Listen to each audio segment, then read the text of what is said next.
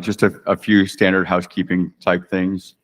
The way the sessions are set up this year, each speaker will have their allotted time, 10, 15-ish minutes. And we're going to hold all the questions until the end of that individual session and do it more like a panel discussion of questions with the back and forth, kind of foster the discussion aspect and also to keep us a little bit better on time management. For those of you that are online, please keep your microphones muted while the speakers are talking and only unmute if you're asking questions during the Q&A discussion portions. You can do as you wish with your camera. In the room, if you want to join the meet so you can see the slides in front of you or to write comments or things in the chat boxes, feel free, but please join in companion mode so that we don't get audio feedback from all the laptops in the room. If you did park here and are not staying at the hotel, please bring your parking ticket to us. We're going to have them validated, and then you can get a ticket when you leave because the parking is covered as part of the conference. And I think that's pretty much about it. I really don't have, yeah, thank you, Shirley. You can close it.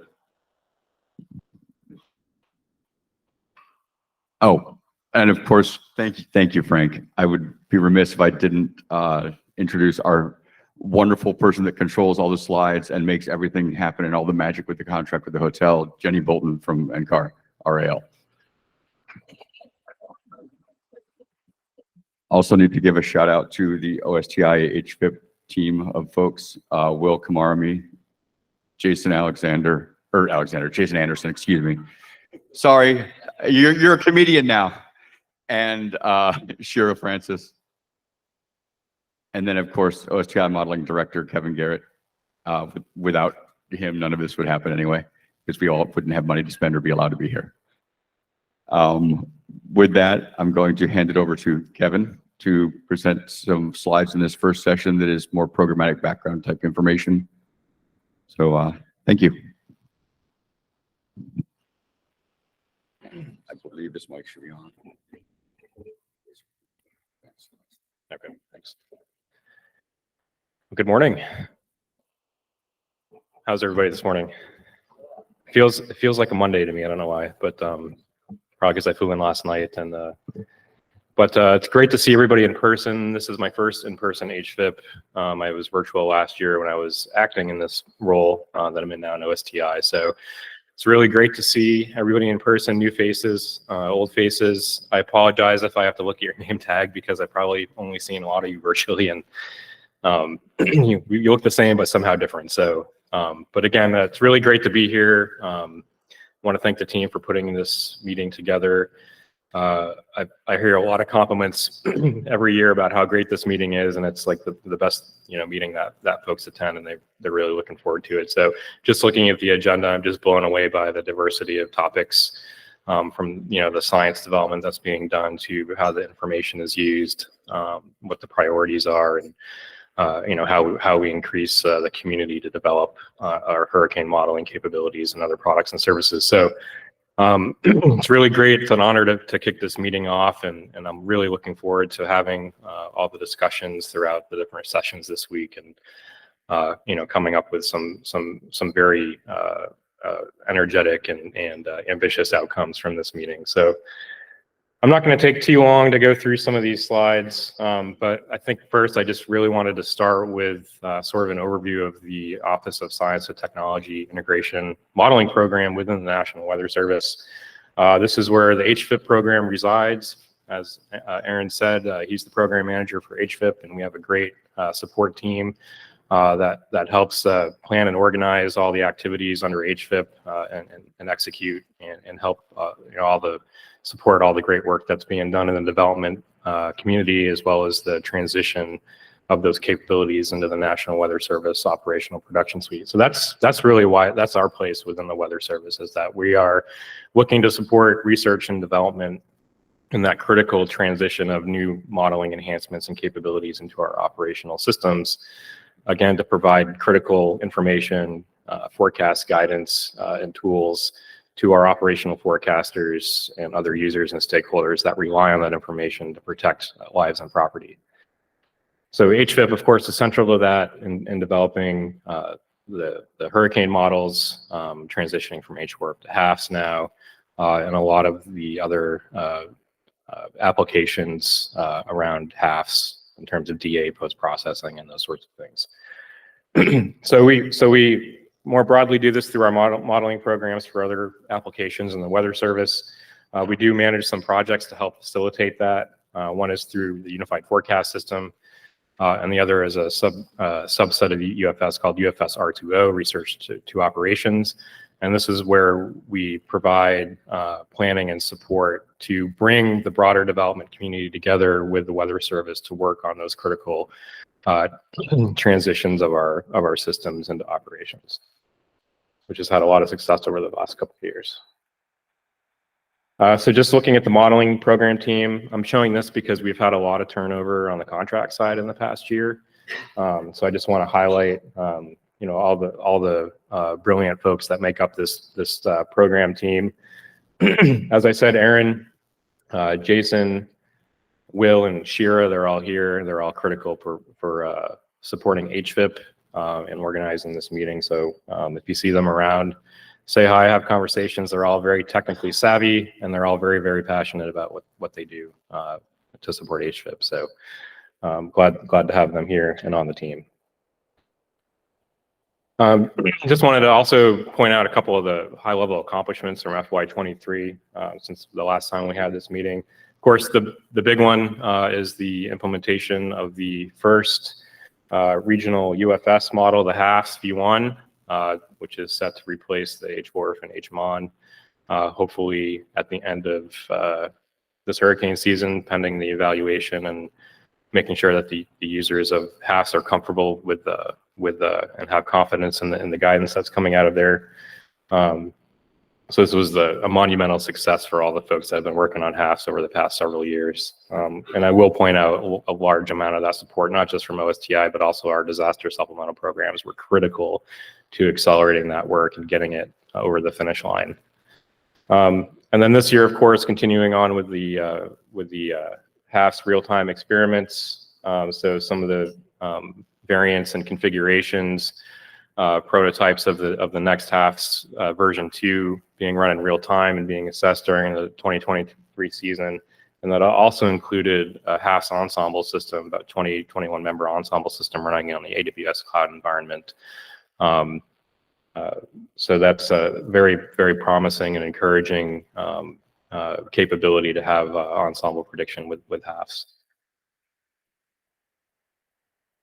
So back in May, the program briefed Congress on update. This was something that was mandated in the FY23 omnibus bill. So some folks in this room helped the program put together a briefing package for Congress to give them an update on the status of HFIP and what they were looking for or what was remaining to reach our 10-year objectives, both outlined in the Weather Act of 2017 as well as the 2019 strategic plan. So this is a snapshot of where we're at, showing some of the performance for 48-hour track intensity and rapid intensification skill. I won't go through all the details on those bar charts, but pretty much matching the performance of our models as well as the experimental HAFS as it was at the time against our original goals as well as the Weather Act 5 and 10-year goals. And what we see is really great progress in both track and intensity forecasts, at least at day 2. In some cases meeting our 10-year objectives, but still more work to be done in terms of rapid intensification, plus looking at other lead times, trying to extend the skill, you know, past day 5 to day 7 and getting those performance measures much improved. So good at day 2, a lot more work to be done. A lot more work to be done at day 2 as well. So don't want to say we're done. Some of the ongoing activities, again, I mentioned the UFS R2O project. We started phase 2 of this project, so this will run through 2026. And we did establish a hurricane application team. So again, this is about bringing the development community together with our folks in EMC that also are doing development, but also integration testing and then transition to operations. To work on looking at all the evaluation of the HAFS experimental runs, determining what the final configurations can be to implement in version 2, as well as looking downstream at all the future development that's being done for later versions of the HAFS, and helping to work out the priorities in terms of what new science development needs to happen. Also looking at the UFS, so the Unified Forecast System, again, this is sort of, our way to, one, consolidate the production suite and weather service to hopefully become more efficient at development, be more efficient at O&M, reduce the cost there, and then be able to take those additional resources and put them back into development. So this is really key, but also it's about giving access to the community to the software that we're running operationally within NOAA, and helping them to find solutions to meet a lot of our challenges with all of our modeling applications. So the UFS framework is how we're doing this. We're currently revising the governance structure, both on the NOAA side, so how we're leveraging the UFS, how we prioritize the development that has to happen, how we align the resources with those priorities, and communicate to the community, what our priorities and needs are, to again get their expertise more broadly, to advance even further our modeling capabilities. And again, also on the community side, the governance structure there, and making sure that they have an interface, they have a way to contribute, they understand the processes to contribute back to the UFS. So a large component of that is the HAFS code release and support, which may be called the Hurricane application, and how HFIP actually engages with the UFS.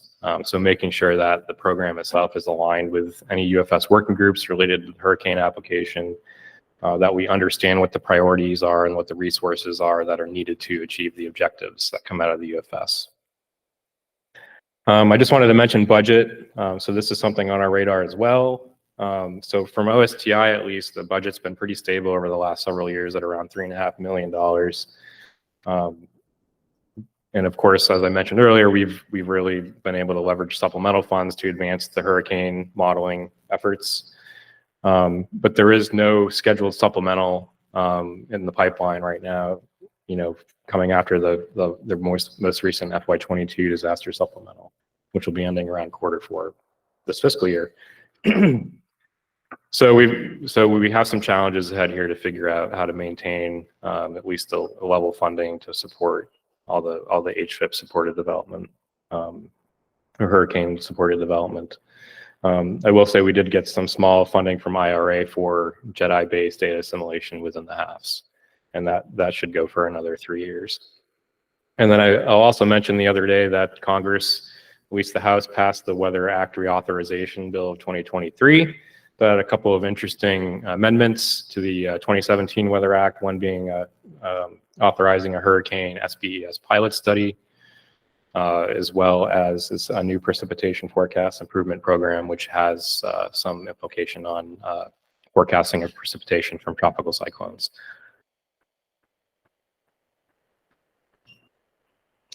Am I out of time? You got 7 minutes. I have 7 minutes? Yeah. Wow. I'll let you start early. All right, so just another point on the HAFS code access and support. So again, we're trying to work this transition of developer support and also code management from DTC to the EPIC program. There's still a lot to be worked out, and there'll be discussion on this on Friday to work out the details. So my impression is that the HAFS community, you all do a pretty good job of accessing the HAFS code. It's available. It's supported at least on NOAA systems, maybe some support external to NOAA systems, but things are functioning pretty well end to end. You've got data assimilation, you've got the model, you've got all the tools to evaluate the performance. So the idea here is if we do a transition of that code support, developer support, configuration management, that we don't put up any barriers to what's already working and being productive and efficient. So that's going to be really key to hear everybody's concerns and requirements for shifting from DTC to EPIC. As I mentioned, there's some learning curves again. One thing we've discussed a lot in terms of, sort of a HAFS application release through the EPIC program, just like they released the short range weather and the medium range weather models. What's included in those releases? What are the capabilities that the community needs? Do they need data assimilation? Are they okay with sort of canned test data sets to run their experiments? The complication here is that we're transitioning the DA system from GSI to JEDI. We don't have the resources to support both systems. JEDI is not necessarily mature enough to do DA development, but at least for model development, something like the GSI could be necessary to do more robust experiments. So again, these are all details that we're trying to work out, and we need sort of feedback from the community on what those needs are. There's no point in releasing a HAFS application if it doesn't meet the requirements of the developers.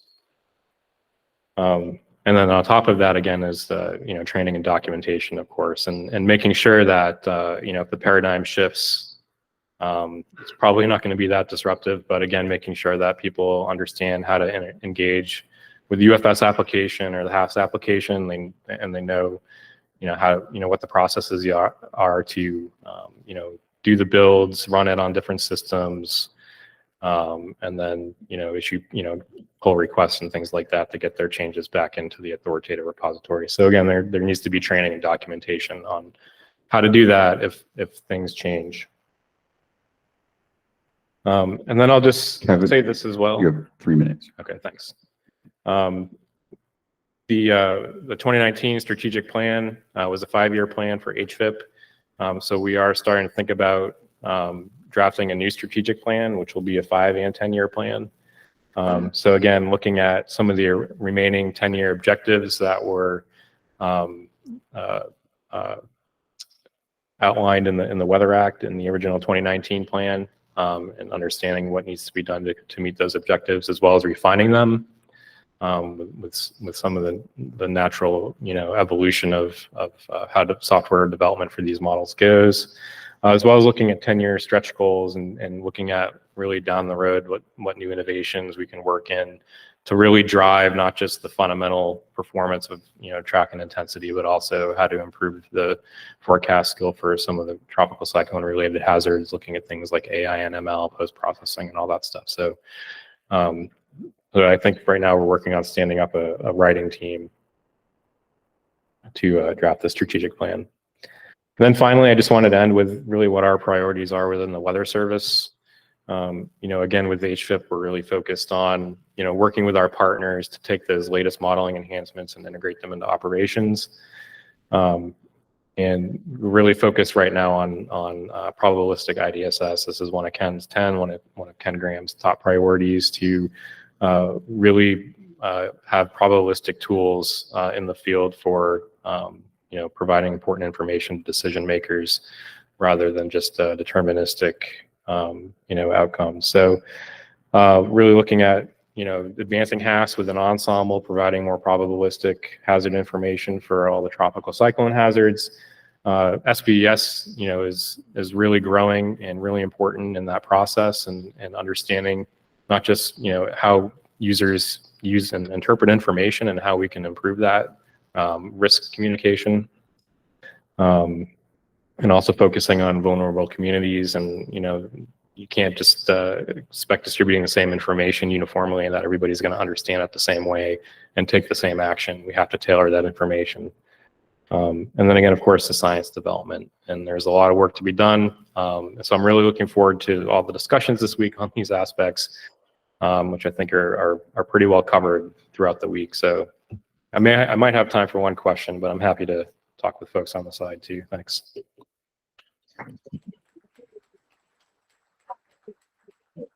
Thank you, Kevin. We don't actually have question time set aside for the opening remark ones, unfortunately. So we'll move into our next speakers, Jamie Rome, speaking from NHC's remarks and challenges to all of us to help them fulfill their mission better. Thank you, Jamie. Hey, good morning, everyone. Mike was unable to be here, Mike Brennan, due to a leadership meeting in DC, but certainly sends his regards, and he absolutely wanted to be here. It was a perfect segue here because my talk's going to be a little bit different from what you're used to seeing. Less physical science and more SBES, building on our strategic plan within the agency and HFIP to tackle risk communication in underserved communities. So this is going to be challenges and opportunities. So first, let's have a little fun. It's the opening of a conference. Everyone's settling in. The Washington Post did this remarkable survey a few months ago. It was really eye-opening, at least for me. They asked the general public, if you were on a commercial aircraft and both pilots were incapacitated and the call came over the intercom, can anyone land this aircraft? How many of you, by a show of hands, think you could land a commercial aircraft, a big one, not a Cessna, a big jet? How many? Now, come on, let's be honest. We're family here. Come on. Seriously, how many of you think, you know, somebody's talking to you on the radio, giving you instructions, push this button, turn this dial. In an emergency, could you land the aircraft? Yeah, it's flying. Everyone lives. Well, it turns out the Washington Post surveyed people. 1 out of 3 Americans, including half of men, come on, guys, are confident they can land that aircraft. What do you think the actual chances are successfully pulling this off? Zero. They asked the commercial airline pilot to speak to this, and he said there's 0% chance of pulling it off. And then the Washington Post actually backed it up by putting people in a simulator and watching them fail. And why is it? Well, think about the numerous calculations and judgments that an airline pilot has to make in the seconds upon arrival, crosswind, deviations in crosswinds, lift, storms, you know, all sorts of things are going on. I mean, just visually look at the mathematics that that person is making in a split second under immense pressure, stress. What in the world does this have to do with hurricanes? This is the most commonly used way to communicate hurricane risk within the hurricane community, the so-called spaghetti diagram. And even if you could, even if the average person could pick which one of those lines is most likely, and there will be numerous presentations through the course of this week to prove they cannot. But even if they could, let's argue that they could, they would have to somehow create a two-dimensional wind field. The storm surge, the rain, just create that two-dimensional field and then localize the risk to their house. It is mathematically impossible to do that. It is mathematically impossible to derive anything useful about personal risk from this plot. So the question I pose to the hurricane community is, are we asking our publics to land an aircraft?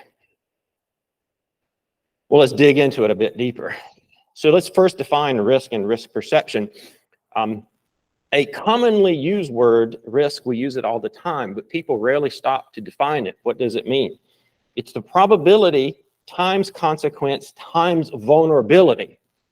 Now, we in the physical science community often focused on the probability part only, right? We build these beautiful graphics, probabilities, these sort of things. We only a little bit focus on consequence and rarely focus on vulnerability. And I'm going to walk you through a series of slides, I hope, that will prove that. But there's also perception. Just because we say something doesn't mean the other person hears it and understands it and trusts it and acts upon it. We as a hurricane community have to push beyond just throwing raw information up on a website and leaving the public to land aircraft by themselves. We have to understand the consequences of that hurricane and the vulnerability, just like the previous talk, tailor the message to the community and their vulnerability. So let's go back and try to play this out with the most recent high profile storm. Idalia is too new. We don't have a ton of stats yet on that. So I'm going to go back one season and look at Ian. The perception, remember all the rhetoric after Ian was the storm made a sudden right hook out of nowhere, caught everybody off guard. There was no lead time. There was no warning, right? That was the narrative. Let's replay that narrative, but through a different lens. Here you have the traditional cone graphic, and I've overlaid the evolution of the storm surge watches and warnings. So I'm going to go through this sequence of slides. You can see how both of those played out in time.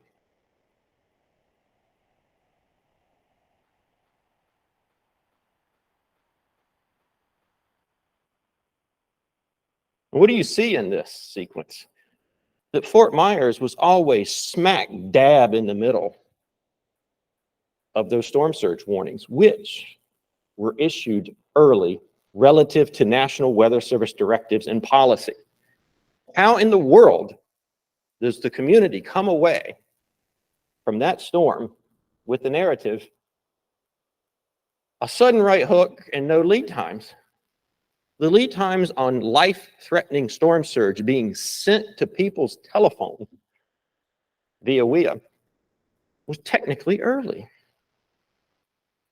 So it begs the question, how are we getting to this narrative? Are we too focused on track?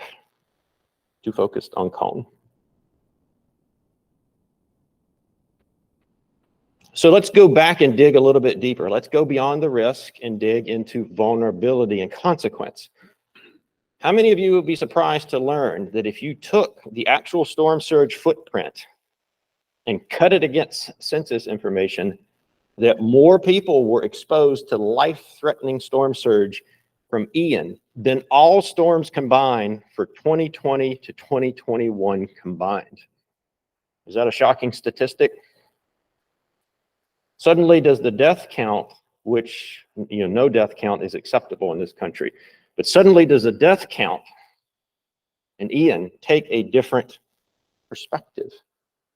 Was there something unique about Ian, or simply did Ian expose more people to storm surge?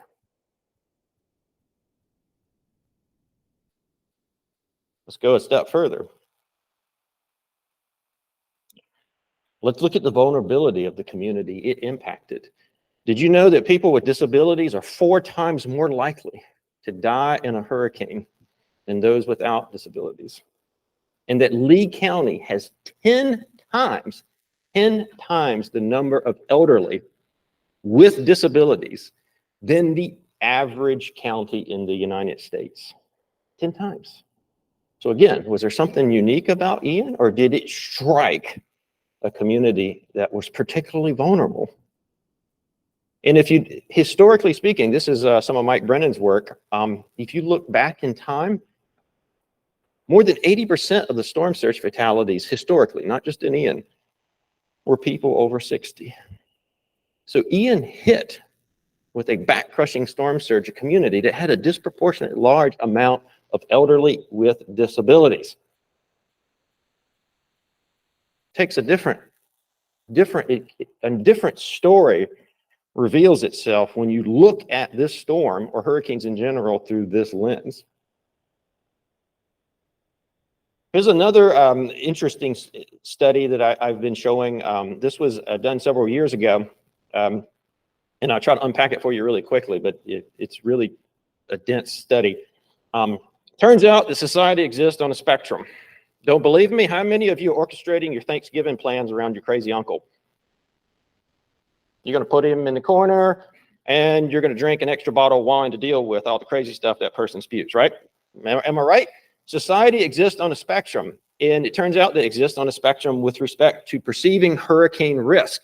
So this was a study done up in Connecticut, and there's 5 groups of people. There's the first out. These are the people, a wave rolls off Africa, and these people evacuate, gone.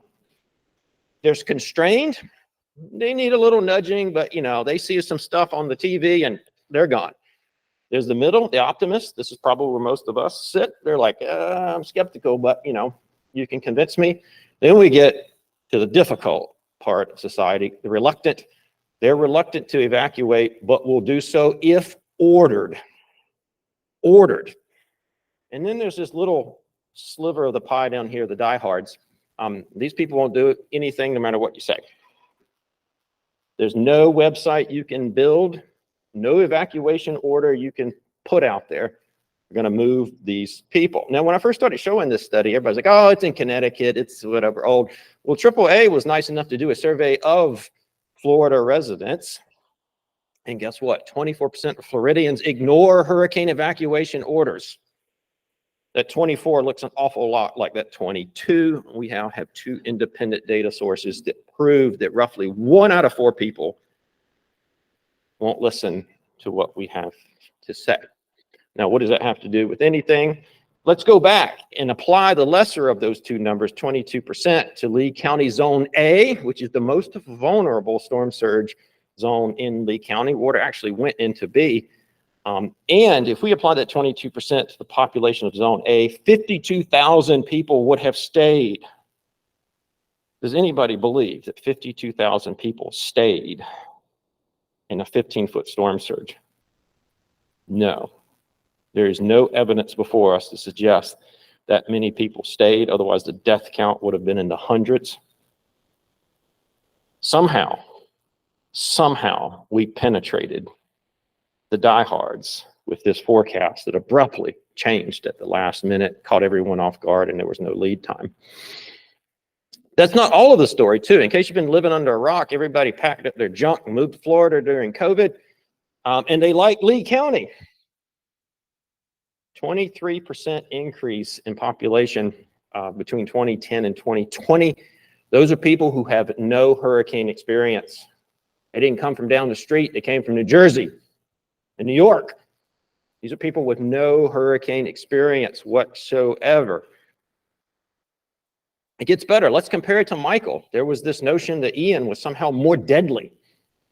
But let's compare it to Michael with this social vulnerability lens. Michael exposed 8,000 people to life-threatening storm surge. There were 16 direct lives lost, of which 5 were storm surge. Ian exposed 20x more people to life-threatening storm surge. But the direct lives lost, especially those of storm surge, were not 20x. So why is Ian more deadly than Michael? The direct lives were 4 times Michael, not 20 times Michael.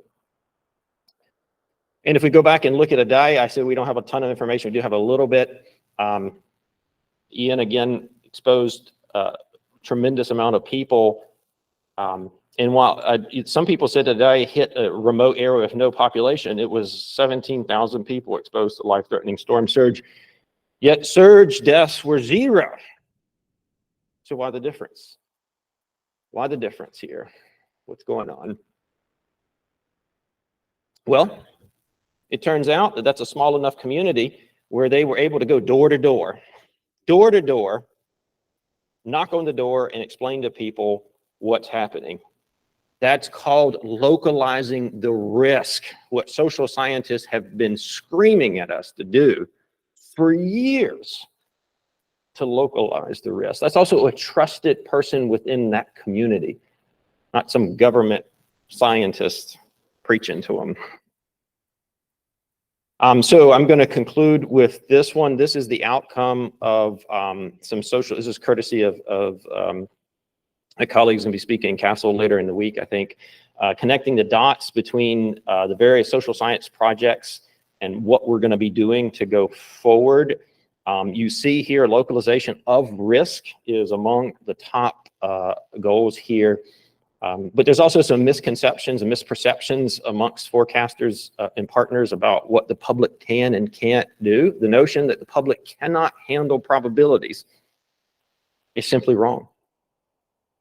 It just is. So we have to start conveying uncertainty. In fact, there was one social science research recently that showed that the public, when given probabilistic information, not only trusts that information more, but makes better decisions using probabilistic information. So our challenge for us here today is how do we think beyond model improvements, think beyond observational improvements, think beyond the physical science comfort zone that we all live in, factor in vulnerability and consequence into our communication, and start saying what people need to say to move them out of harm's way. All right, so thank you so much for your time and attention today. Thank you, Jamie.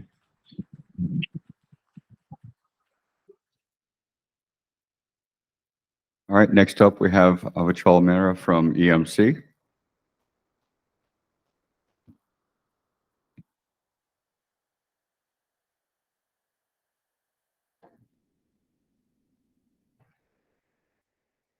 Good morning, all. And after that sobering talk by Jamie, let's jump right back into the physical modeling, our comfort zone. I would just like to preface this that it would be prudent for us to keep the facts and statistics just reported to us by Jamie to all of us while we work in the physical world or whatever world we want to focus on. And keep those things in mind as we go about our business of making improvements and our business of improving our products and our guidance for the forecaster, so that the forecaster can do a much better job and convey the right information. So I'd like to talk about how it's been for EMC this past year since the last HFIP. And I'm reporting this on behalf of the entire EMC's Hurricane Project team. Next slide, please. Oh, can I do it? Okay. Yeah, there you go. Just push the big green arrow. Oh, sorry. And then the little red one go back. All right, so here's a brief outline, starting with putting HAFS in operations, which was quite a remarkable thing. It's the first major change when it comes to hurricane operations at NCEP since 2017 when HMON went in. I'd like to talk a little bit about the HAFS V1 performance and the challenges. Then switch to briefly introduce some of the real-time experiments which have been ongoing at EMC and with our collaborators. Talk a little bit about something called HERC, which stands for Hurricane Ensembles in Real Time on the Cloud, and end with some future plans, which are not new, but just as a reminder to everybody. So yes, HAFS made it to operations. It is our first hurricane modeling system within the UFS framework and was implemented in operations in June this year. HAFS is a result of multi-year R2O collaborations, primarily between EMC and OAR's HRD. A lot of prior HFIP meetings have been dedicated to that. So this has been a culmination of all those efforts, along with our UFS partners. It is an atmosphere ocean wave coupled system with improved data analysis and physics, and provides detailed outputs following the storm. And we will be hearing a lot about HAFS achievements and HAFS developments and future plans the rest of the week. But this is just a primer. And the main thing here is that this slide has more than 70 names, and this is a growing list. And we are always looking to add more and more people to this slide. It has been the effort of all these 70 players in this game to make HAFS in operations a reality. So I would just like to take maybe a few seconds of everyone's time here and give a ovation.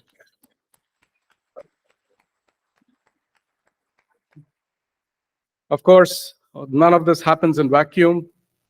There are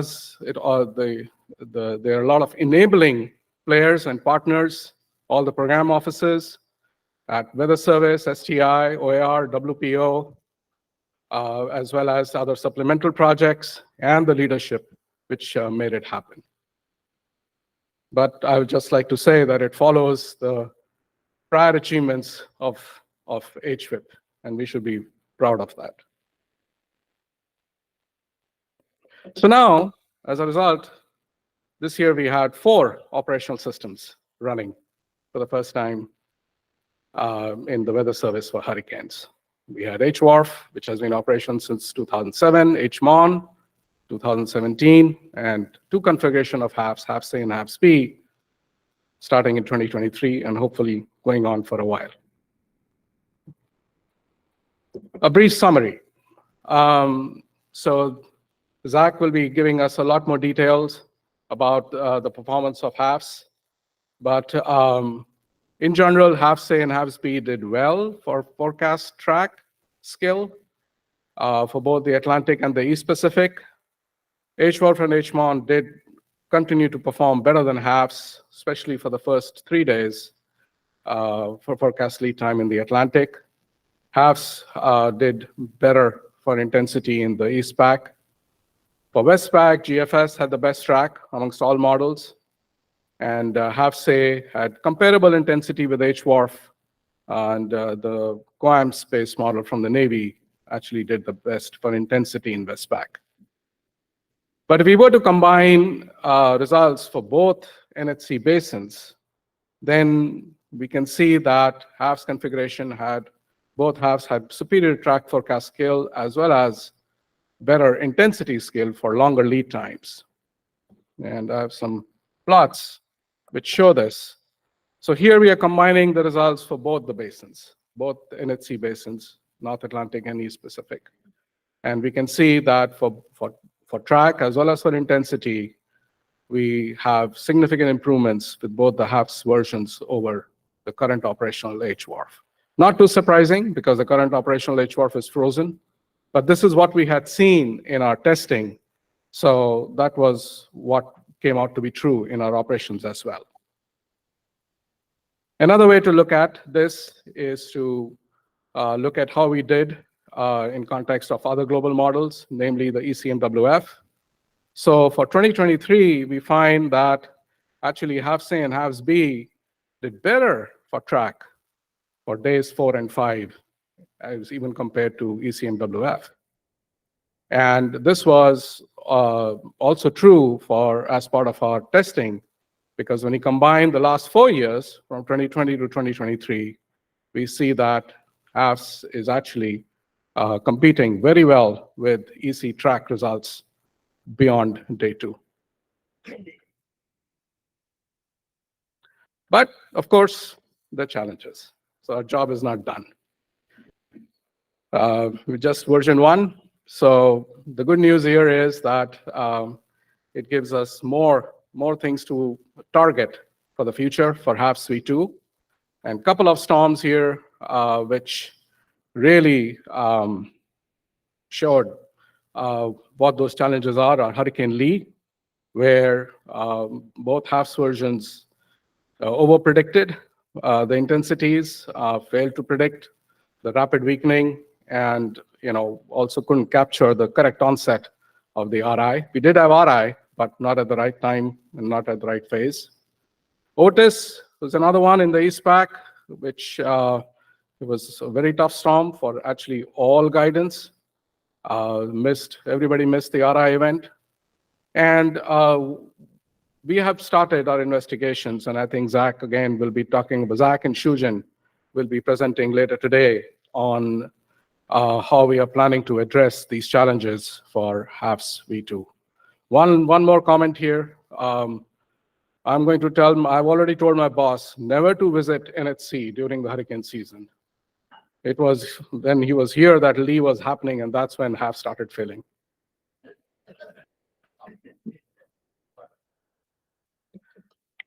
So like every year, this year also we had real-time experiments for both HAFS and GFS as part of our HFIP real-time, which is chaperoned by Vijay and Gopal here very well.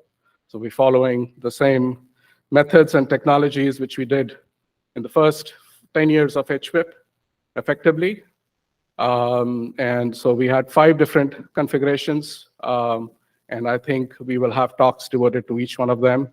And the PIs listed here will be discussing the results. And some of the things which are potentially could make it to HAFS v2 are listed here. These include system and infrastructure upgrades, data assimilation improvements, VI improvements, post-processing, physics, as well as coupling. And there will be more talks on this tomorrow and day after. Finally, talk a little bit about HERC. So HERC came about fortuitously with a lot of good timing by people at STI, as well as OCIO, as well as Gopal here, who got everything together, whereby we were able to run unplanned, I would say, but we were able to run HAFS ensembles in real time on the cloud, on AWS. And the motivation for this, we heard it well during the NOAA Ensemble Users Workshop from Mike, from Wallace, as well as from Matthew Kukas from JTWC, and also in context of probabilistic IDSS for hurricane forecasting. So there were challenges. We never run HAFS on the cloud. We never attempted hurricane ensembles on the cloud, but we were able to do both. So it was a huge success in that context. Also gave us some experience as to how things could be running on the cloud in the future for both research and operations. And will allow us to explore some of the outlined HFIP goals for probabilistic guidance. And finally, these are just some examples of the ensemble products. We will have another talk from Jai on HERC, so I'll not go through the details. So you heard about probabilistic IDSS in Kevin's talk. And this is something which, as Kevin described, is one of Ken's 10, one of the focus areas for the Weather Service. And we were quite thrilled to learn that HERC results made it to HOT, via the HOT hackathon, and there was a real-time demonstration. I believe this is for Idelia. And I got these results from Wallace, so thank you, Wallace. This gives us further motivation to continue in this direction. Again, I will skip this because there will be other talks discussing all these things. This is what we are thinking of past V2. And I would just like to end by showing this slide. So the figure on the left is where we are today, and the figure on the right is where we need to go. And how we get there, whether we do it in ensembles, whether we do it with FE3 or something else, those are details which we will have to work out in the process. But our overall goal for future has not changed. Thank you.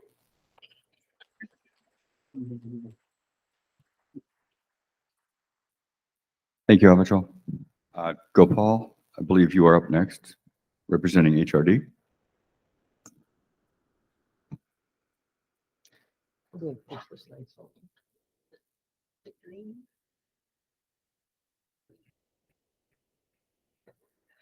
Good morning, all, and on behalf of both HFIP as well as AOML, welcome to Miami.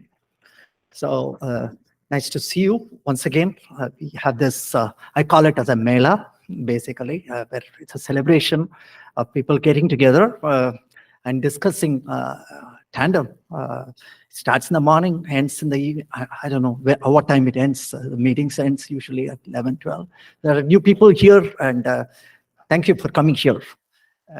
So having said that, I thought I'll report this time on the progress that we are starting to make with with HAFS and from the AOML side.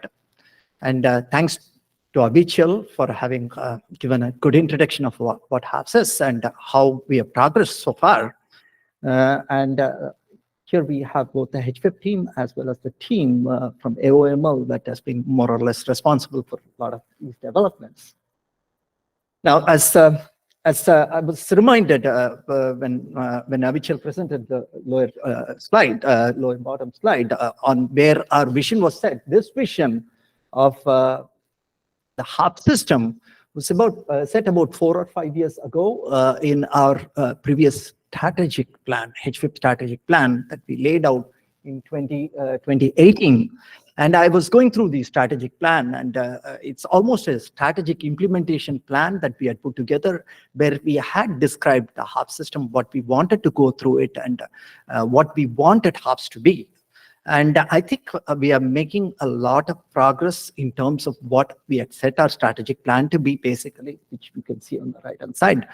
The first implementation of HAPS, as you could see here, this was, as Abichal also showed, it's a single nested system that was the first implementation of HAPS. And as Abichal showed, we are starting to see a lot of I wouldn't call it success, but a lot of improvements over the previous generation of the modeling system, HWARF. And we are yet there. We are not there as yet. Basically, we are starting to see a lot of progress. But what happened was it's the first version of the model. That's what should be first version of the next generation model. And what we are working towards in the next generation, as Abichal showed in his last slide, the multiple moving nest, and this configuration that you see on the left-hand side, this is what is next and multiple moving nest. And we are getting to a reality wherein we are able to run this system, and this is the latest progress from AOML, basically. And we are getting ready, as Abichal mentioned, one of the hallmarks of the HFIP program itself have been the real-time experiments, basically, wherein even before going into operations, we have a system that we run in operations along with DMC. Many of them are run along with DMC.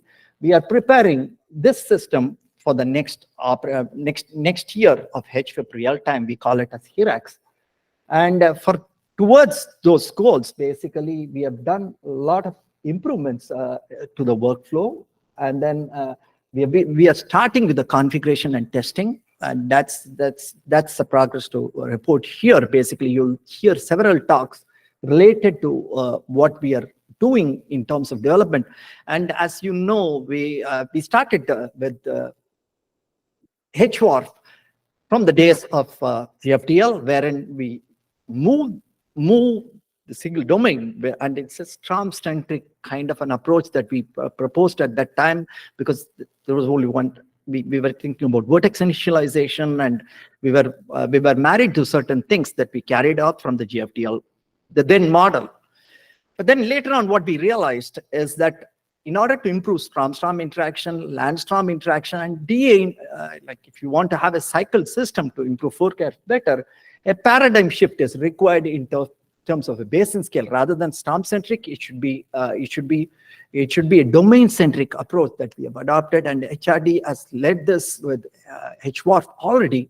And what we are trying to do is transition our knowledge and findings. We had a recent paper within a year in BAMS showing how storm-storm interactions can improve intensity forecast by almost 8 to 10%, and so the track forecast. It's not only interaction between storms, it's also the remote interaction. A storm which is 500 miles away could influence the other storm, other tropical cyclone in terms of intensity from the outflow interactions, basically, and that has been shown in a paper by Alaka et al., which appeared in BAMS.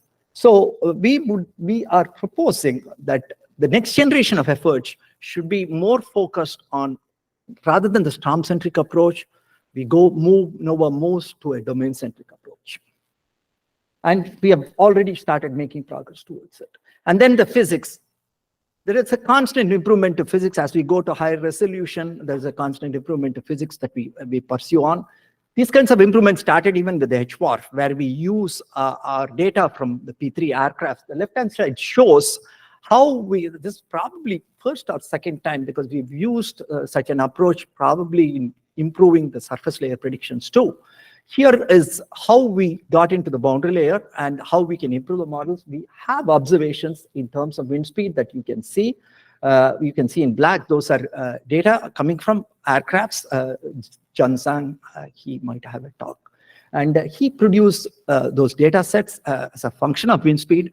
And what we showed at that time in even HWARF is that those data sets could be directly used to improve model predictions, basically, in terms of structure and intensity. What it shows here is we tried the same approach with HAFS before its implementation, wherein we used observations to improve the model parameterization scheme.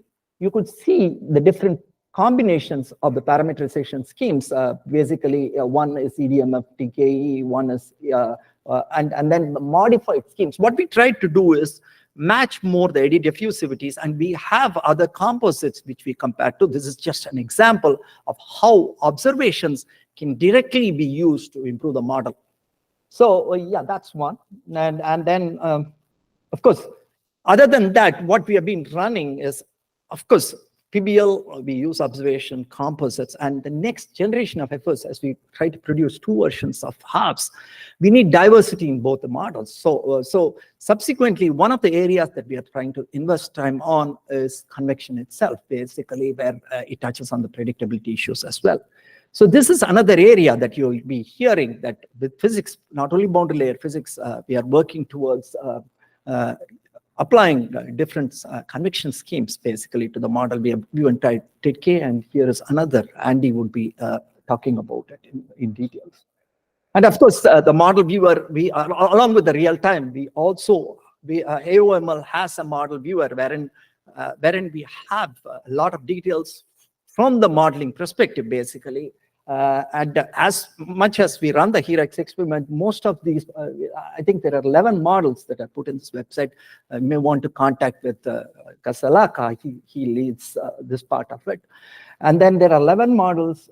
Most of them are HFIP driven, as well as operational models, including HAFS A, HAFS B, HAFS experimental versions too.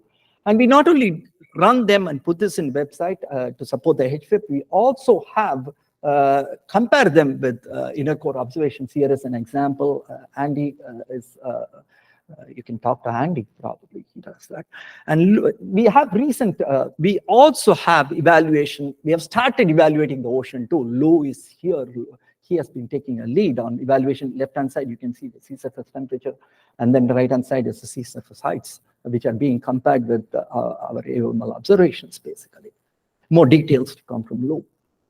And with that, and we are also, Hinsuka is here, she'll be talking more vividly on what she is doing towards coupling and what she's working with the EMC on. And what she has been working is the next generation of MOM6 coupling with the HAFS system. And then how the right-hand side shows the improvements to the system that she's able to see. And thanks to the real-time HEREX efforts, because we run 6 or 7 models in parallel with our operational model. So we know from these efforts, and all supported by HFIP, we know what could potentially go into operations the following year or after that.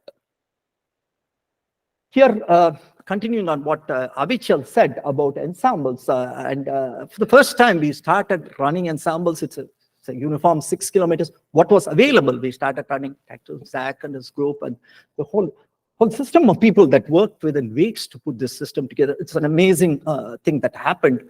We got resources thanks to Radhika and Frankie Diviglo. He came back and said, hey, we have resources. Do you want to run this? Yes, we were there with a system of HAFS running uniform 6 kilometers, no data assimilation, no nothing, but we ran it in a uniform basin mode. What we wish to bring to, and we are still collecting, there will be talks related to this on how the performance was. One thing that I want to bring to attention of HFIP and future is on the left-hand side, what we see, it's not only from this this particular experiments, even earlier, we have been looking at several cases, basically. There have been publications that we have had, Laka et al. Is one. Andy Hazelton has also done on inner core predictability. What we find is when models do well, all the ensemble fold up to be coherent with almost being track. There will be a small bias, but there are predictability issue with our ensemble systems as well. Left-hand side shows that, and there is the need for a lot of research on that. If you see the left-hand side for the same one of the cases that we took, you can see the tracks are on the left end of the spectra, and if there is going to be so much of diversity and spread, that's what do we for the forecasters? What do we do? What we should invest on probably is on developments of better ensembles itself. How do we do that? That's one of the developments that we want to do. Secondly, we also want to understand the conditions in which this happens, actually. The right-hand side, similarly, we have inner core predictability, and a lot of research has gone on in inner core predictability also. Why does a particular storm, it brings the importance of, for example, shear vertex interactions. So there is more research and investments to be done in terms of ensembles. Running an ensemble, yes, that's great. We are there with the technology. Probably we might even run the multiple moving next year. But that needs a lot of research before we really go into a forecast mode and say, hey, these are the ensembles members, and this is going to be useful for the forecasters. That's one area that may need a lot of investment of research as well as computing power. And thanks, and Avichal already showed this, and I wanted to bring this to the attention because it's a growing list of people that have really contributed, and I'm only reminded of 2005 or 2006 when we started the development of the HWAT system. It was me and Bob Tulaya that started that, and I think Ching Fu from EMC was there, and then Vijay came later on. With that, the whole capacity in NOVA has grown from there on to a level wherein Avichal said there are 70 people, which means the models are starting to get better is one thing. And secondly, we have built a huge capacity that can address the next generations of our problems, basically. And with that, I leave it here, basically.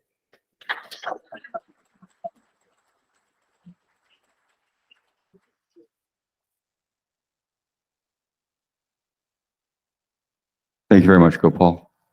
The next talk is one I'm really proud and happy to have posited to Frank to do this, because we owe him a huge debt of gratitude for his long career in hurricane research. So he's going to give us about 40 minutes or so on his long career. So you get about a minute a year, Frank. So don't go too in depth in your storytelling, but thank you very much. I don't hope I go that long. It's been a long time. Yeah, I want to thank Aaron, Gopal, and Will for talking me into this. I have been kind of a corporate memory for them. For those who don't know, I'm in the middle of phased retirement. I started on August 1st, so I'm a half-timer. I'm enjoying it, and I'm enjoying keeping interacting. Next slide, please, Jen. I have the clicker. Good. So I want to tell you something about how HFIP got started. It actually started about 10 years before there was such a thing as HFIP. And this is the kind of timeline I'm going to talk to.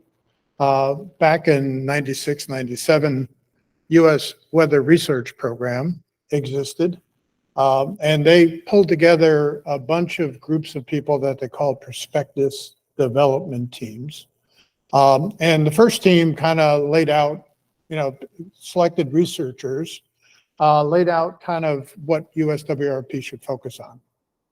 And one of those things was hurricanes at landfall. And so a good friend of mine, Rick Carbone, who was USWRP chief scientist, said, Frank, would you mind leading a prospectus development team? This is 95, 96, and pull together researchers to talk about what are the issues. So that was kind of the start of my path. That followed up with a workshop where Russ Ellsbury and I chaired a workshop in Miami where we brought 51 people together to talk about the problem, lay out the scope from what PDT5 had kind of emphasized. And then Russ Ellsbury and I also put together an implementation plan out of that, which I'll talk about. The Joint Hurricane Testbed came out of that implementation plan. And for those who might be interested, our proposal at the time was an appendix to our plan, and it was calling for a hurricane operational transition place, or HOT. So those of you who know about HOT now, we had that acronym already, but you can have it. So that became the Joint Hurricane Testbed. Then somewhere along the line in 2003, I ended up getting talked into becoming director of HRD. And at that time, we were working on a number of projects. Ed Rappaport and I worked with the research community to put together a plan called Attacking the Hurricane Intensity and Inland Flood Forecast Problem. And the National Science Foundation and NOAA had a social economic working group that met in Pomona and wrote a series of papers on what the social, behavioral, economic issues were related to hurricanes. So what I'm trying to say is a lot of this stuff had germs in the past. The seeds were planted, but it took a while and some serendipity, and those two big red clouds in the middle were the serendipity that tipped the iceberg forward. We had the 2004 season where 4 hurricanes hit Florida. Then we had the 2005 season, which had a record number of storms, including Katrina and Rita, and Dennis and Cindy, that all hit U.S. landfalls and got the attention of NOAA leadership. And so at that time, also, we were starting the intensity forecast experiment at HRD because we realized we had to partner with operations to continue to collect data. But we were, all these things were happening in kind of a chain of events that are a blur in some ways. It took me a while to even pull them all together here. All the links will be available if you want to go back and look at them. But following the 06, 04 and 05 seasons, Admiral Lautenbecker, then the head of NOAA, went to the Hurricane Center and EMC and HRD and said, what can I do? How can I get more funds for you guys so that we can do better? The answer he got back was not satisfying to him, so he went to the Science Advisory Board of NOAA and said, I want to have a working group on hurricane intensity research to identify the problems. So he did that. That group met in 6 and 7, wrote a report that had many, many recommendations. And then, courtesy of my boss at the time, Bob Atlas, I got seconded to lead the response to that, which then became HFIP. So I'm going to walk you through some of these things. I kind of gave you the timeline here, and we'll see what I can tell you about it.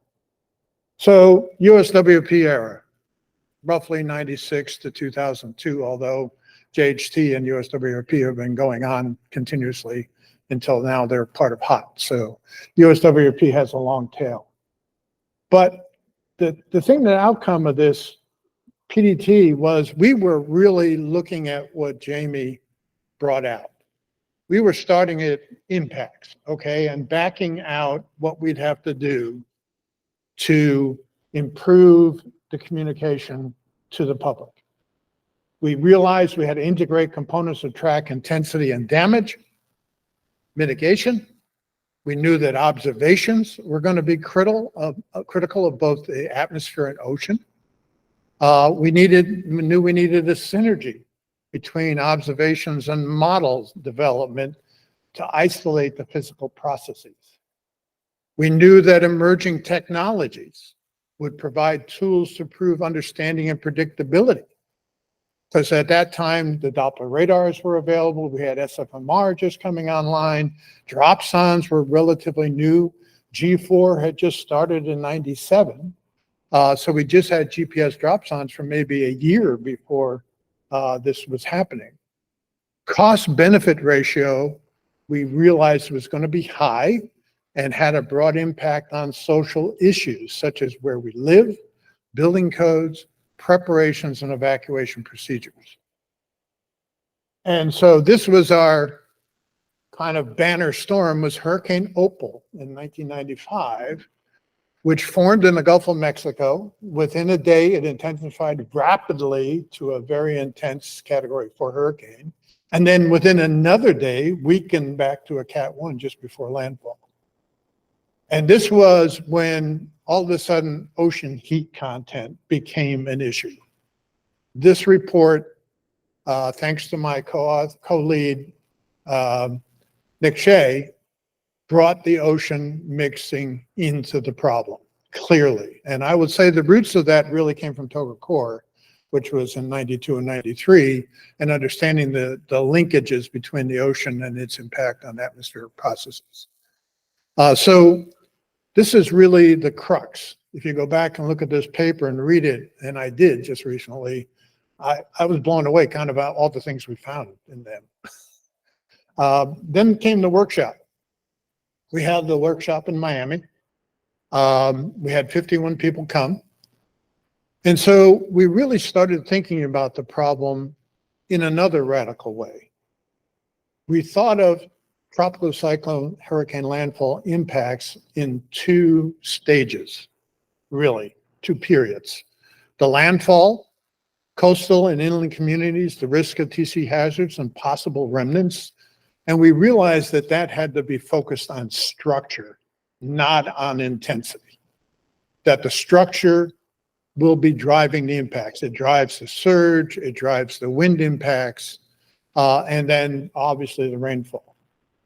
And then there was pre-landfall, where track is the dominant issue. And so we separated these two when we looked at the research priorities in these two separate areas. We didn't want to compound them. And we clearly said structure had to be the issue. And we actually defined landfall as the time that the 35 knot winds occur at the coast, not when the eye crosses, when the 35 knot winds arrive. And so we defined a lot of this, and then we put it into an implementation plan. Then came a colloquium. And these are the people, we had 31 people in the colloquium, and the people highlighted in red became our community of researchers for the next generation. This was put together by Bob Gall, Wen Chao Lee, and myself. It was an ASP UCAR colloquium. It's probably the only one that they've ever had on hurricanes. Happened in 98. We had 1 week in Boulder, 1 week in Miami. The University of Miami was gracious enough to let us use their facilities. And so you look at the names on there, the ones in red, I hope you recognize. They're people in our community that are leaders today, and they came out of this colloquium. It was a phenomenal opportunity for us to build what we called our USWP cohort for the hurricane problem. Also, as part of that implementation plan, which was completed in 2000, we called for the formation of the Hurricane Operational Transition Center, or HAFS. It's defined in the appendix, and the links are there if you want to go read it. I've shared it with Wallace. He knows it because he had to write the tour, and I said, here, Wallace, start with this. This is a good thing to start with. And so 2001, JHT was formed. This is the big outcome of all that USWP effort. This is what gained traction with leadership and said, oh, we'll put money towards that. Now, there's a little inside story about this. At that time was when the big report came out from the National Science Foundation about the Valley of Death. How do we cross the Valley of Death from research to operations? And so they grabbed this part, that appendix, out of our implementation plan and said, hey, we're going to do something to transition. And transitions became the name of the game. So those of you working on transitions, Annette, it's been around a while. So far, JHT has been phenomenally successful. And I want to thank all the people, Chris, Lancy was one of the key people who pushed it for a long time. It was a joint NHC HRD leadership, loosely funded by USWRP, a little bit funding here and there. I think Jing was the first, Chris came next. So it's had 98 projects supported in 10 project funding cycles. So, I think this has been a big success.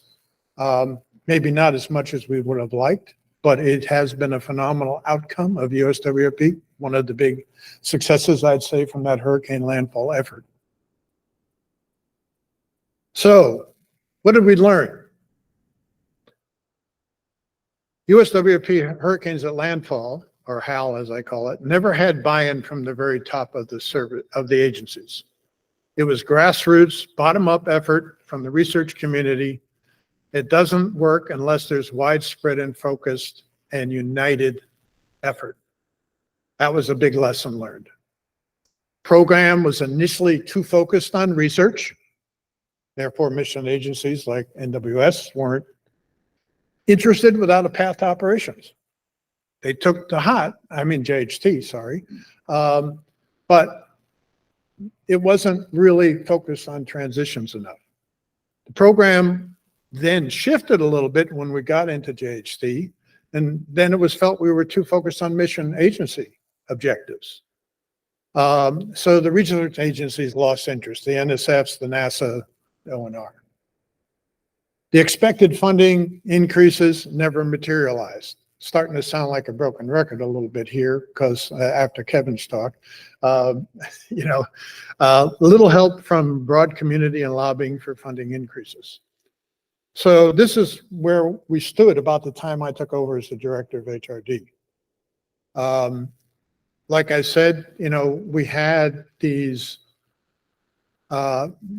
unique events, 04 and 05 hurricane seasons, that started to change the picture. Also, we also have another community that we work with, and that's the Office of Federal Coordinator for Meteorology. The Federal Coordinator for Meteorology had been interested in paying attention to all the USWRP efforts, and particularly the hurricane one, because of the IHC, the Interdepartmental Hurricane Conference. And so, as part of that, the federal coordinator formed a joint action group, or what they call a JAG, for tropical cyclone research. And that JAG met and put together a strategy, which became the Interagency Strategic Research Plan for Tropical Cyclones, the way ahead. And so what that did was, it was multi-agency. It was coming from the operational side, because that's where OFCM was interacting with the federal agencies. So we were starting to get the idea, okay, grassroots isn't a good way. Let's go top down and see if we can work with the agencies. And so we had to put together a multi-agency research implementation plan outlining strategies to address operational priorities. And that became what I think is still existing and called the Working Group for Tropical Cyclone Research, which meets every year at what they call the Tropical Cyclone Operational Research Forum, or the Interdepartmental Hurricane Conference.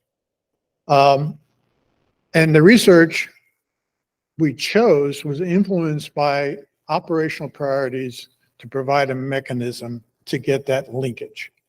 And where we reached out to was every announcement that the JHT put out listed the operational priorities in order, the top 10 issues.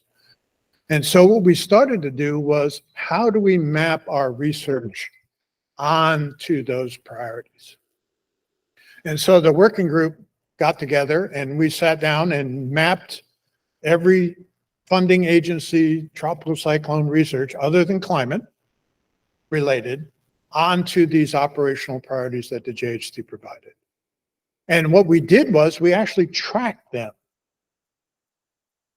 We took a snapshot every 2 years for 6 years, and we looked at how the spending and the manpower was distributed by the different agencies in these tropical research issues that were focused on the operational needs.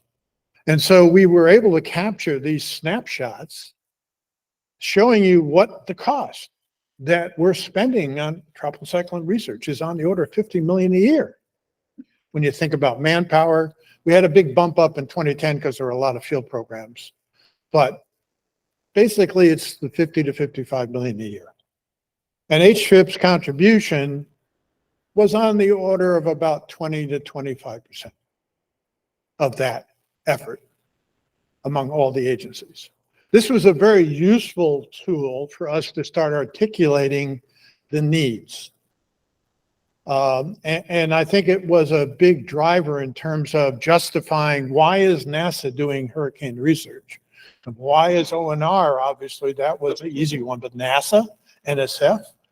And so it was really informative because we had all the program managers for all these different agencies providing us their information so that we could track it. Then came the double whammy, 04 and 05. Anybody alive in 05 remembers the hoopla about climate change and hurricanes and Katrina and Rita. Oh my God, we're in for big trouble.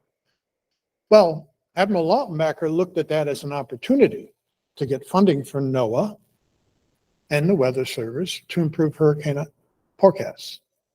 He reached out to the Science Advisory Board. They pulled together a team of about 13 academics and business, and it was a pretty broad community of people, not just academics, to go around to all the different groups and interview them and pull together a series of recommendations. Well, we got a report, 29 majority recommendations and 8 minority recommendations. The 8 minority recommendations, I have them all listed in my presentation. You can look at them, but some of them were kind of interesting, like don't do high resolution modeling, let's use simple models. We don't need those high compute power models because, hurricanes are not that complex, so we can look at them in a more simple way. And another one was turn HRD back into NHRL, which never got any traction anyway, because we were already part of AOML, so it was like non-starter. But we had to address all of those objectives because the Science Advisory Board needed a report. And so my boss at the time, Dr. Atlas, said, "Hey, Frank, would you mind doing this?" I said, "Sure. When do I have to have this thing done?" He said, "Oh, you don't have to have it done until November. This is in January." And I'm thinking, oh, okay, that's not bad. I said, okay, I'll do it. Asha Tribble was my co-lead, and we pulled together a team. And then we found out our first report was next week, and that we had to brief every part of NOAA on the chain up. And so we were doing reports roughly every 2 weeks to different groups of NOAA as we built this response. It was kind of daunting. It was one heck of a year, I'll say that. And I ended up having one of my hips replaced at the end of it. So had nothing to do with the work. I won't blame Dr. Atlas for that. So the NOAA Hurricane Plan in response became HFIP. And HFIP, where P is project, not program, because program has a different meaning in NOAA management. So we integrated and was guiding relevant cross NOAA planning activities. And we were targeting, this is, remember, 07, 08, we're targeting the FY10 budget cycle because that's what they're doing at this time. Not looking for money until FY10. And also at the same time, the National Science Board had done a study that we had to address as well with our plan. So we had to address Herwig's recommendations, the Hurricane Intensity Research Working Group, and the NSB, and we had to do it at a fall Science Advisory Board meeting in November. It became the formal no response to those reports. And so we laid out a scope. NSB was looking at a much broader set of issues: economic, ecosystem impacts, rainfall, flooding, hurricane modification, preparedness and response, climate interaction. I mean, they had the whole enchilada. And of course, Herwig and OFCM said, well, you got to deal with storm surge, you got operational needs, you got forecasting uncertainty. What's HFIP going to do? And so we picked modeling a DA, observing strategies and observations, research to operational transition, and building a critical capacity. Because at the time, you got to realize there's HRD, we're maybe about 35 people. You got EMC with maybe 15 to 20 people. And then you got NHC who are taking the product. Small groups. And then GFDL, of course, was on GFDL model. I don't want to leave you guys out, Tim. So we had this small community, but they were very separate and diverse. How do we get a critical capacity to make this happen? So NOAA Executive Council, May 10th, 2007, said, Hurricane Forecast Improvement Project, go. We start working on the FY10 budget cycle. The smartest thing I think they ever did, and this goes back to what we found out in USWRP, was they assigned the AA for OAR and the AA for the Weather Service to be the chairs, co-chairs of our executive oversight board. They wanted to have top-down oversight of whatever HFIP was doing, which was, I think, in hindsight, brilliant, because it gave us that top-down. So if I had any pushback from EMC or EMC had any pushback from AOML, the AAs would say, no, do it. Uccellini was the head of NCEP at the time. Steve Lord was the head of EMC. Any issues they might have had, Jack Hayes said, no, we're doing this, go. And so another brilliant thing was, because I'm not a manager very well, I'm more a scientist than a manager, was they picked Fred Tepfer to be the program manager. Fred was brilliant because he had worked with Jack Hayes in the NextRad program as a program manager. Jack knew Fred. As Jack would say, Fred was his belly button on HFIP. If he had an issue, he could go to Fred. Fred would take care of it. Another brilliant thing that Fred did was link us to DTC. You need capacity. DTC's job was supporting WRF. And we wanted to get HWRF supported. At the time when we started HFIP, there was a lot of talk. Do we go WRF? Do we go HWRF? EMC was locked dead on HWRF. Faster, runs quicker, cleaner, fits into our operational system. So we had to deal with that. WRF, HWRF, WRF, HWRF. Well, WRF was supported nicely by DTC. We needed that same support. Bob Gall and Steve Koch were the co-leads of DTC. It was a joint NCAR NOAA group. It made a lot of sense. And eventually Fred just said, Bob, come over. We need you to come over. And Bob was perfect in that role because he straddled NOAA and academic interests. He could deal with it. He was an independent. He wasn't a NOAA guy, and he wasn't an academic guy. He was in between.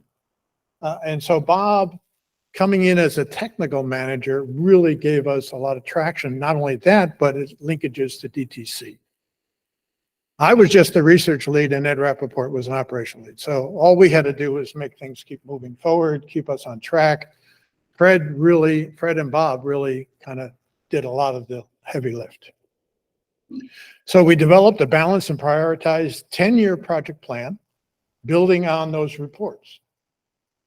And we had this vision, organize this community to dramatically improve numerical forecasts in 5 to 10 years. And I'll tell you, having had a number of meetings with a number of the folks here who were at NHC at the time, this was a contentious issue. How do you set goals? We wanted to make sure that they were relevant to NHC, to CPHC, and JTWC. Because if you remember, JHT combined all three of those, and they were giving us their priorities every 2 years that we were trying to map onto. We wanted to take very operationally relevant goals. We didn't want to say, oh, we're going to improve, the cumulus parameterization, or we're going to make it do eyewall replacement cycles, whatever. We said, no, what does NHC want? And they said, if you can improve the track and intensity error by 20% in 5 years, that's great. If you can do it by 50% in 10 years, oh my God, we would jump flips. Now, nobody believed we could actually do those, but we had to set targets out there. And then we came up with this rapid intensity, because rapid intensity was driving everybody crazy. And so it must have taken us 2 months to figure out how to do the rapid intensity. And we eventually, I think, Mark DeMaria, you helped a lot in all of these, because you and John Kaplan were leading the charge on rapid intensification. You were setting our goals pretty much. We said if we could even identify them 90% of the time at 24 hours, that would be amazing if the guidance could do that. And 60% by day 5. I mean, these were like, we were throwing darts at the wall to come up with this. And Fred came up with the idea, this is a stretch goal. I said, what does that mean? He says, something you'd like to do, but you don't know if you can do it. Likely we won't have any money after 5 years. So, we've got to throw the dart out there so they'll give us money. Again, Fred was brilliant in this type of stuff. And then we had added, and thanks to Jamie, actually got something going, improved storm surge prediction. That kind of got tacked on to the end.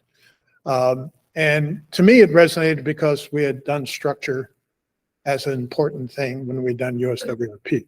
And we had these goals out there. James Franklin, God bless him, he came up with all these ways to measure improvement. We took a 3-year average from 05 to 07 of our best model guidance, and we said, okay, that's going to be our benchmark. We've got to do 20% over that, 50% over that. And so that's where these ideas came from, us trying to put this together. So how did we do it? Well, we kind of took what we found out in the USWRP plan. We have to synergize. We have to bring observations, modeling, and data assimilation together to improve the forecast guidance and our understanding. We have all these obs. Are they getting into the model? Are they being used? Well, at the time, not really. And thanks to people like Jason Sipple, who came along later, we actually started seeing big issues. The problem we had at the beginning was the model stunk. I'm being blunt. HWRF, WRF, didn't matter. They were all miserable because they were built without thinking about how all these things fit together. And I'm not being dismissive of the work that was done. Gopal was the lead of it, so I don't want to pick on him too much, but I think the first thing we did was we did a runoff. And everybody who had a hurricane model went out, we gave them 60 cases the Hurricane Center picked. And we used the same evaluation. So it was a level playing field, not, oh, I did great on Opal and I did terrible on Rita. It's, here's your 60 cases, how good are you? You can run anything you want. You can do DA, you don't have to do a DA, whatever you want. We had 9 takers. The first year after we gave them the data, DTC helped us evaluate it. We got together to meet and talk about it. And the one thing I remember was a comment by Jack Bevan, who got up and said, if I'd known these models were so bad, I would have given you easier cases. And at that point, we realized, okay, it doesn't matter which model we pick. Let's go. We took HWRF. We were blessed with having the Navy involved with this. They brought in COAMPS TC. We had a competitor. WARF was also a competitor. Wasn't operational. COAMPS TC was going operational. HWARF was operational. 2 operational systems. And we beat each other up. We learned from each other. It was a great synergy to have COAMPS running off of their NOGAPs or running off of GFS. We could see the differences, the benefits of GFS versus NOGAPs. It was a really energizing time to move forward. And we had support. How do you build a capacity? Well, you need people. Okay, so we were funding them to get people. But you had to build a place where they could work. DTC could help us with training and code management and code updates every cycle. But how do you get the computing? Where did HREX come from, the Hurricane Real-Time Experiment come from? It came from a brilliant idea from Fred. Fred said, we need high-performance computing. There was a system in Boulder called the JET that GSL had. It was not a big system, had 33,000 processors. It was pretty significant. We bought in.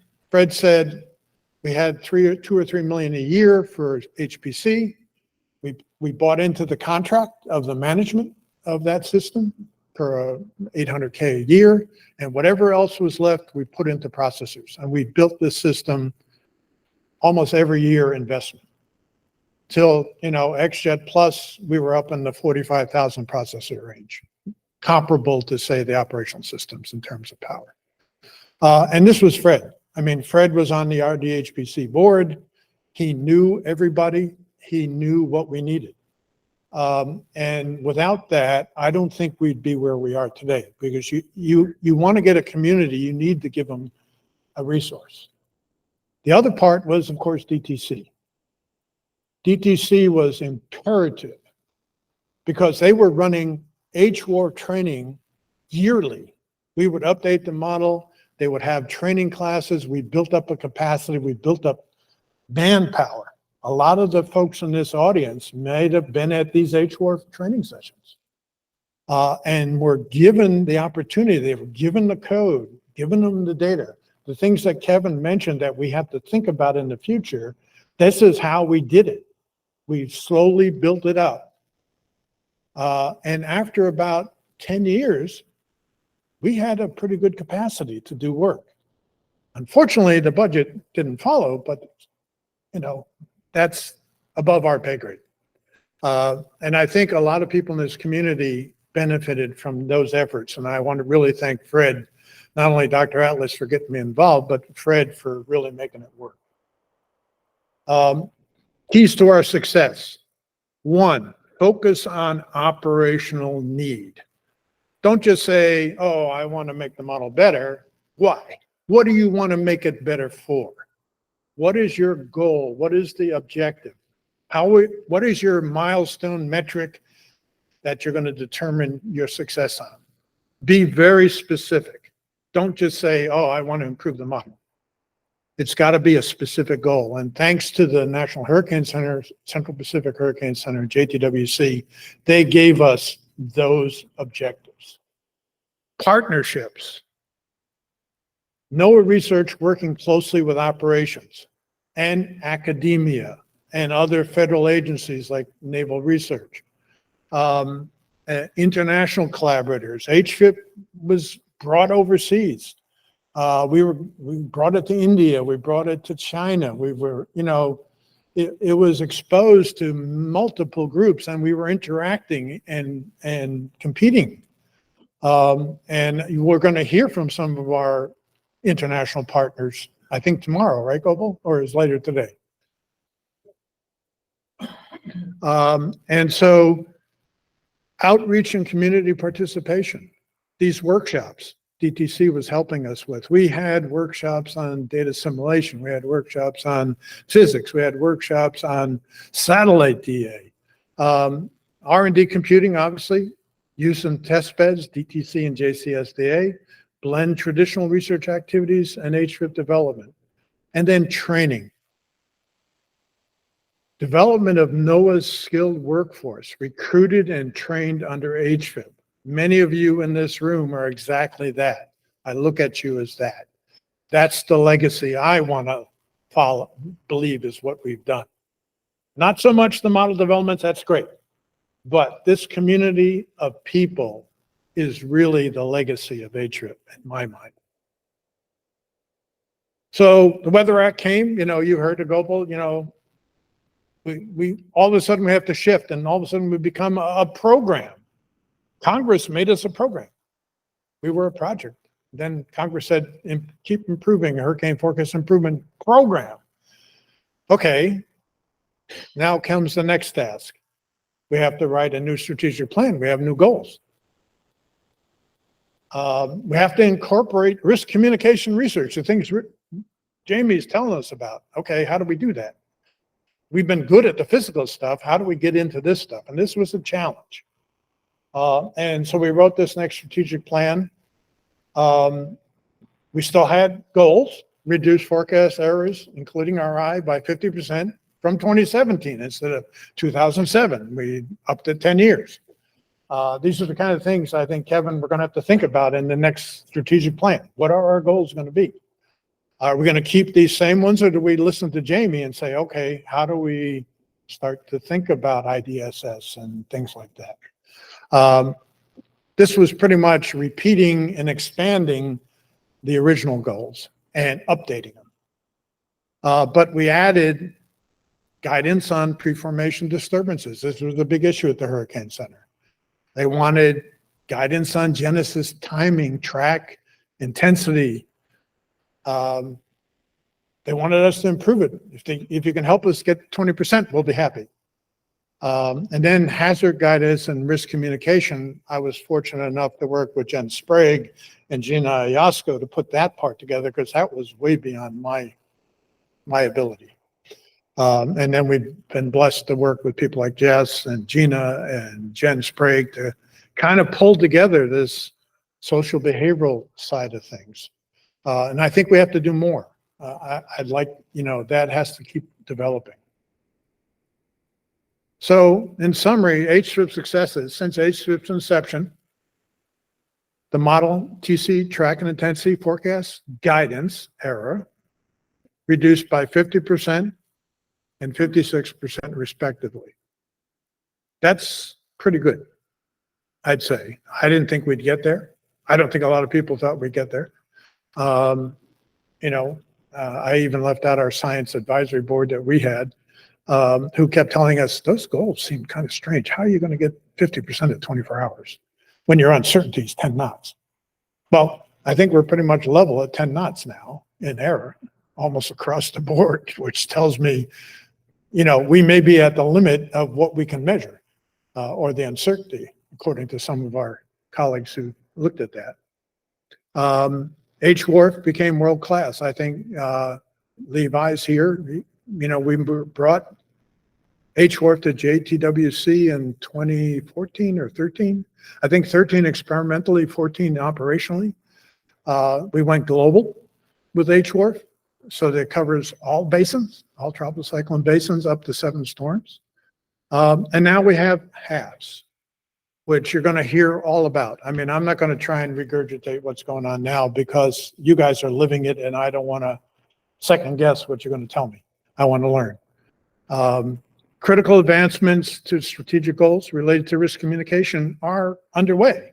I think, Jamie showed a slide from Castle that I think, and we'll hear more today about what's going on there. I think, when we did our report that Kevin mentioned to Congress staffers, we mentioned the time of arrival graphic. That's been phenomenal, and tying that together with the wind speed probabilities. And then, of course, what Gopal mentioned, the HAFS ensemble gives us potential to really start to expand things. Challenges, too many to number, but I'm going to list the 3 I think are important. Our budget is insufficient to reach the goals we've set. The unstable budget presents challenges for HFIP project planning and execution. we can make all the goals and plans we want, but if we don't maintain the support from upper management, and we're continuing to work with our executive oversight board, now Dr. Thur and Ken Graham are leading our executive oversight board. We briefed them. They're on board. They want to take control and keep control of HFIP and move it forward, working with OSTI and OAR. We have insufficient HPC resources limit our development, testing, and evaluation. I highlighted the jets. That was a key to get us to here. We're still running the hurricane real-time experiment on the jets. The jets are, as you saw, we were buying pieces and some of them aged off. They're not what they used to be. And we don't have a continuous flow of funding that we had through the HFIP project to keep the jets updated. So we've been relying on supplementals. You've heard about supplementals.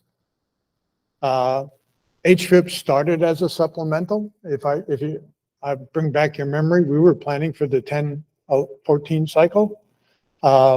We got funded in 2009 thanks to a supplemental after Ike hit Texas.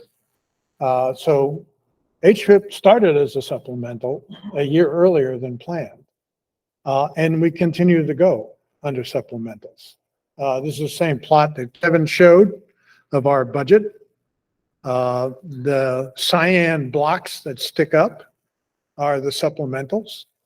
I didn't show the one in 08, but 13, 14, 18, 19, and then 22 have all been injections of funds that have kept the capacity moving forward. The bold blue lines at the bottom are what was the NWS funds that STI managed. You saw that they dropped after 14, which was incidentally 5 years in, but that had to do with some issues that the Weather Service had with funding. Louis Uccellini, a good friend, said, Frank, I can't do anything about that. That's just the way it has to be. Oftentimes when you're working with operational funding, if there is a cut in budget, they have to pay their manpower. So the danger of putting all your funds or your eggs in the operational basket are things like that can happen. The continuous part of that, the green bar, which isn't that big, but the green bar, that is the HRD budget. When I became director and Dr. Atlas supported me, when HFIP came online, I said, if HRD and AOML aren't 100% into HFIP, we've missed the boat. We are the research part. And so I've been continuing to maintain that HFIP budget or our HFIP support through the base budget at AOML. And you're going to hear more, we have PHRD involved, HRDs involved. We're expanding a little bit of the support we have by adding our oceanographic partners in this. Obviously, there was a cut in support of academics, which hurt some of us, our ability to develop. Fortunately, they keep coming. Thank God for them to keep coming and supporting and working with us. And finally, I want to say thanks. There are a number of people on here. I couldn't name all of them, but the key players for me were Fred, Bob Gall, Rick Spinrad, who was the OER director when we started and really was instrumental in pulling us through, now our NOAA administrator. Jack Hayes. When I first started, Mary Glacken was in the interim. She was acting as the director, but the act came in right away.